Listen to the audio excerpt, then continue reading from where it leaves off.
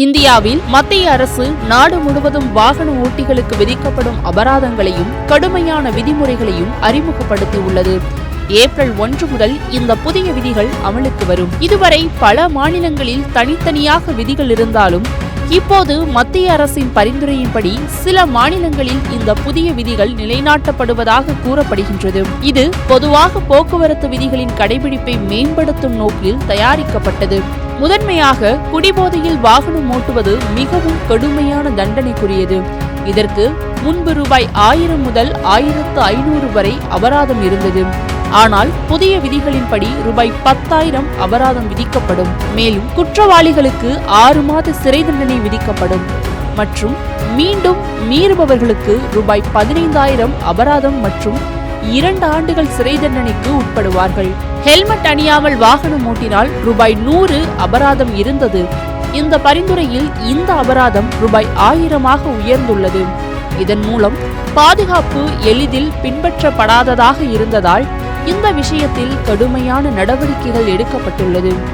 அதேபோல் சீட் பெல்ட்டை அணியாதது ரூபாய் 1000 அபராதம் உருவாக்கப்பட்டுள்ளது. இது முந்தைய ரூபாய் 100 விட 10 மடங்கு அதிகமாகும். பொதுவாக மொபைல் போன் பயன்படுத்துதல் வாகனம் ஓட்டும் போது பயனாளர்களுக்கு ரூபாய் 5,000 அபராதம் விதிக்கப்படுகின்றது. இது முன்பு ரூபாய் 500 இருந்ததை காட்டிலும் மிக அதிகமாக இருக்கின்றது. மேலும் உரிமம் இல்லாமல் வாகனம் ஓட்டுதல் என்ற தவறிற்கு ரூபாய் 5,000 அபராதம் விதிக்கப்படுகின்றது. மேலும் இருசக்கர வாகனங்களில் ட்ரிபிள் ஸ்லைடிங் போன்ற பாதுகாப்பற்ற செயல்களுக்கு ரூபாய் 1000 அபராதம் விதிக்கப்படுகின்றது. காப்பீடு இல்லாமல் வாகனம் ஓட்டுதல் புதிய விதிகளின்படி ரூபாய் 2,000 அபராதம் மற்றும் 3 மாத சிறை தண்டனை அல்லது சமூக சேவை செய்ய வேண்டும். மீண்டும் மீறினால் இந்த அபராதம் ரூபாய் 4,000 உயர்த்தப்படும். மாசு சான்றிதழ் இல்லாமல் வாகனம் ஓட்டினால் ரூபாய் 10,000 அபராதம் மற்றும் 6 மாத சிறை தண்டனை மற்றும் சமூக சேவையும் வருவதாக அறிவிக்கப்பட்டுள்ளது.